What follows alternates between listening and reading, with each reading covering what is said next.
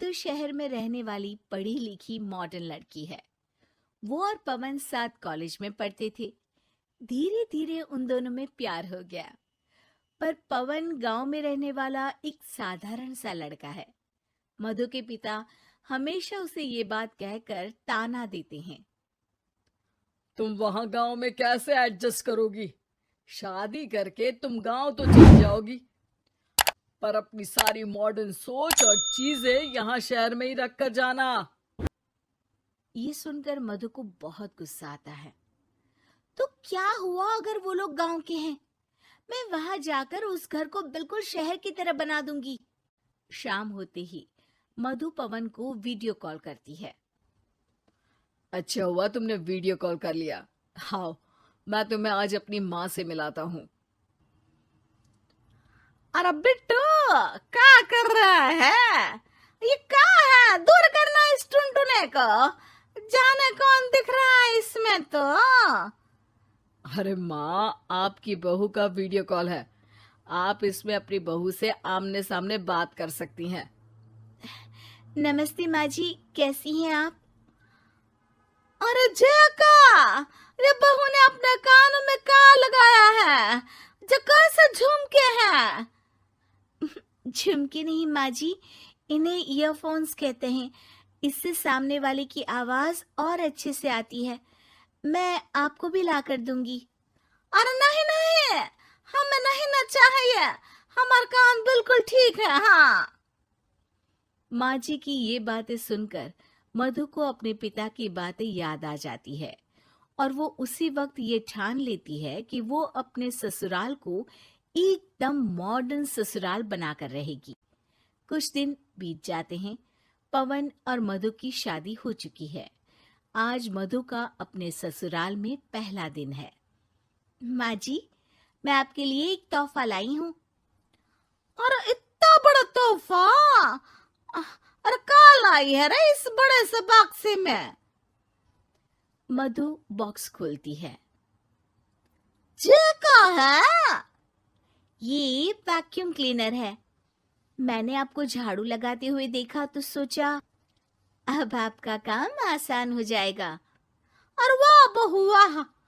तूने मुझे झाड़ू लगाते हुए देखा तो तू मेरे हाथ से झाड़ू लेकर खुद भी तो लगा सकती थी ना। पर नहीं, तूने तुझे मशीन लाकर मेरे हाथ में दे दी कि यह काम हमेशा मैं ही करूं। ये आजकल की शहरी छोरियां बिल्कुल नहीं बदलेगी। मधु को मन ही मन गुस्सा आता है, पर फिर भी अपना गुस्सा भूलकर मधु माँ जी को वैक्यूम क्लीनर इस्तेमाल करना सिखाती है। अगले दिन मधु सुबह उठती है तो ये आंगन में से कैसी आवाजें आ रही हैं? मधु दौड़ती दौड़ती आंगन में जाती है और देखते ही चौंक जाती है। अरे माँ जी, ये आप क्या कर रही हैं? और वो क्या है ना, सुबह मैं जब कुएं से पानी निकाल रही थी तो मेरे कान की बाली उसमें गिर गई थी। तो ये तेरा वैक्यूम ना सारी चीजें अपनी तरफ खींच लेता है ना, तो मेरी बाली भी तो निकाल ही देगा। उसी की कोशिश कर रही हूँ, पर न जाने क्यों अब ये चालू ही नहीं हो रही तेरी मशीन। अब वो चालू होगी भी नहीं। पर अब कुएं में से पानी निकाल क्यों रही थी? अरे कमाल करती हो ना बहू। पीने के लिए पानी क्या तेरे मायके से लाऊं मैं? अरे कुएं से ही तो निकालना पड़ता है। हाँ, पीने के लिए पानी, और वो भी कुएं से। मधु दिमाग लगाती है और थोड़ी ही देर में घर में वाटर प्योरीफायर लगवा देती है। ये देखिए माँ जी, इसमें बस एक बार पानी भर देंगे तो नल में पानी साफ होकर बाहर आएगा। अरे वाह रे बहू, ये तो बहुत ही बढ़िया चीज है। रात हो जाती है। मधु जैसे ही प्योरीफायर का नल चालू करती है तो वो अचानक से फट जाता है और सब जगह पानी पानी हो जाता है। अरे ये क्या हुआ? ये क्या हो गया?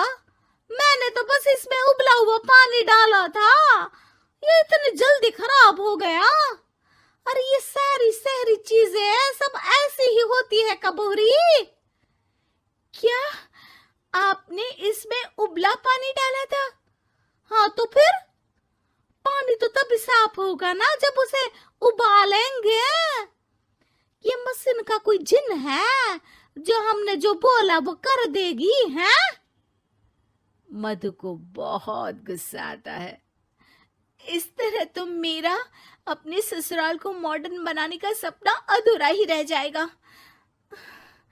नहीं, मैं इस तरह से हार नहीं मान सकती। थोड़े ही दिन में मधु पूरे किचन को मॉड्यूलर किचन में बदल देती है। अरे वाह बहुआ, इतनी सारी अलमारियां। माँ जी मॉड्यूलर किचन देखकर बहुत उत्सुक हो जाती है। ये बक्सा का है? बहू ने शायद गलती से इसे यहाँ रसोई में रख दिया है, पर है तो ये बहुत ही बढ़िया। अगले दिन सुबह। अरे मायरी का हो गया, मैं तो बर्बाद हो गई, मेरी सारी पूंजी जलकर राख हो गई। हे राम, अब मैं क्या करूं?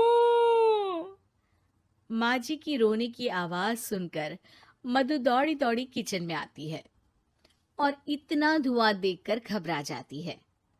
ये सब कैसे हुआ माँ जी? ये आग कैसे लगी? ये सब तेरा इस मॉड्यूलर किचन की वजह से हुआ है, और ऊपर से तूने तिजोरी जो रसोई में रख दी थी, मैंने जैसे ही अपने गहने और पैसे इसमें रखे और बाहर से इस ताले को घुमाया, ये तो 5 मिनट में ही आग बबूला होकर फट गया। अरे माँ जी, ये तिजोरी नहीं है, ये तो माइक्रोवेव है। इसमें गहने नहीं रखते, खाना गर्म करने के लिए होता है ये।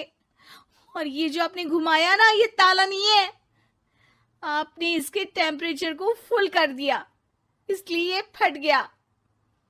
माँ जी और जोर जोर से रोने लगती है।